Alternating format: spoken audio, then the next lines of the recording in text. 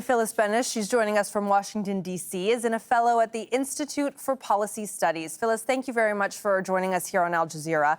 We spoke earlier to General Mark Kimmett, who said we maybe shouldn't see this as a de-escalation, these comments from the president that the killing has stopped in Iran, and more that he's keeping his cards close to his chest. Do you agree with that assessment?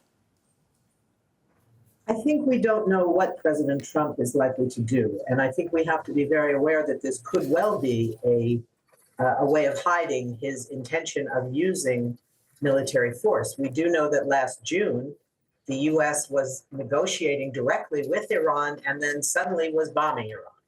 So this sort of uncertainty is still there. We don't know what the source was that Trump claimed to be basing his judgment on, that there were no longer killings going on, that the executions were not taking place. I would say that it still remains a very dangerous reality. You know, Riley, I think I would say the only U.S. intervention that would be useful at this point would be the intervention of ending the sanctions that have played such a huge role in creating the economic crisis that led to these enormous demonstrations that are still going on. Potentially that would be very helpful for people on the ground. But as we know, the diplomatic door at this point between the U.S. and Iran is not open. What would it take to get back to those diplomatic talks at this point, do you think? I think there's no time when the diplomatic door is not open. If the U.S., for example, said, we are prepared to negotiate the end of sanctions in the context of an agreement on Iranian nuclear weapons, on its role in the region, all of those things could be on the table.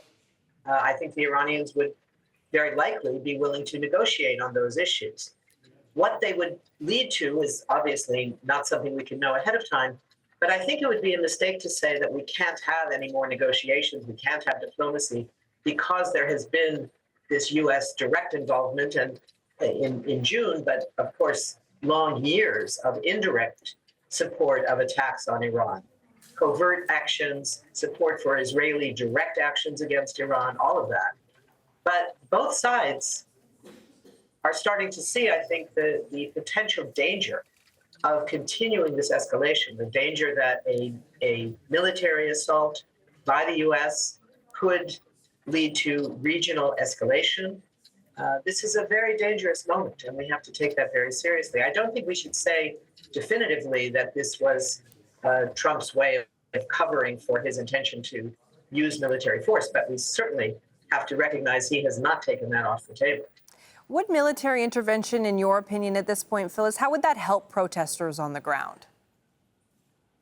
I think it would not. I think there is no value to people on the ground in Iran, protesters or otherwise, of U.S. direct military assault. If we look back when the U.S. did attack Iran in June, that was the most recent direct connection between the U.S. and Iran. It was not good for people. It killed a number of people. Several hundred people were killed in that attack, and it led to a government crackdown. It gave the government a new excuse to say that the Trump administration, the United States, is backing these protesters, and so we're going to go to war. We're going to go to war with the U.S., and we're going to repress our own population. There is no good value to the people of Iran for the U.S. to be bombing Iran. When we look at the comments that the president has been making over the past week or so, and we look at him saying things like, you know, the U.S. stands ready to help, or the U.S. is locked and loaded, do you think that some of the protesters in Iran would have been bolstered by the promise of military action, or do you think that that's not necessarily what some of them were looking for? I think most of them were not looking for that. It's certainly possible that some people heard those words and were somehow inspired by it. I don't know what they think the president can do militarily to stop direct repression of a civilian population. I don't think that that's his goal. I don't think that we should trust the United States to be a supporter of human rights. It has not been in the past.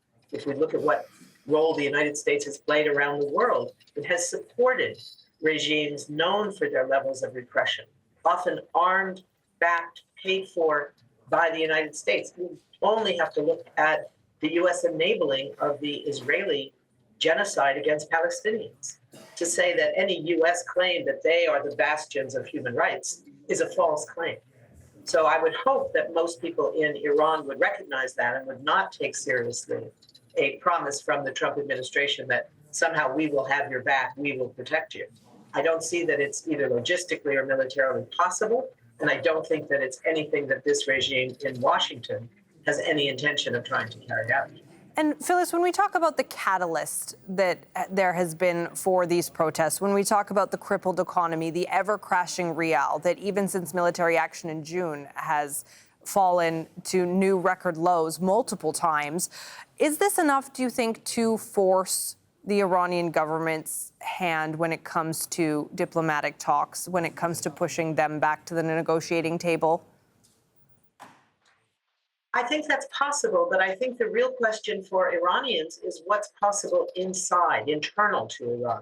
Is there going to be enough pressure for major changes in this regime?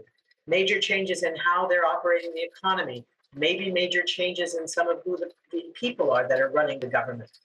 But I don't think that there's any way that that military threats by the United States is going to help either move closer towards a new round of diplomacy or do anything to help the protesters. Okay. The protesters' goal right now, they're not calling for new negotiations with the United States. They're calling for an end to the repression of the regime and new economic policies. Some of them are calling for the end of the regime, for regime change from inside.